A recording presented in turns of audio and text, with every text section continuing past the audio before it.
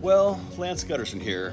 I thought I'd share this amazing footage of the Dreams Hotel by Hyatt, which is under construction at Estrella Del Mar Country Club.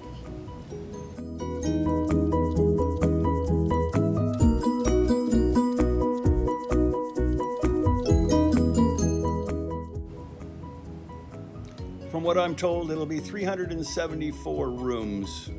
Many of the lower suites will have their own private swimming pool. There'll be a water park, many restaurants, and incredible views at this all-inclusive resort.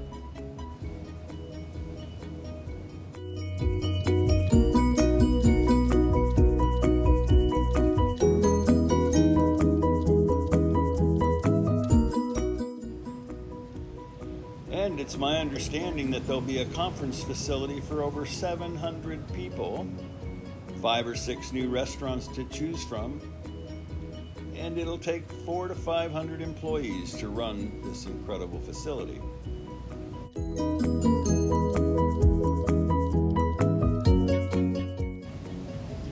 After being here almost a week, I have not been told when they anticipate opening this new Dreams Hotel by Hyatt, but the cost is running well over $100 million.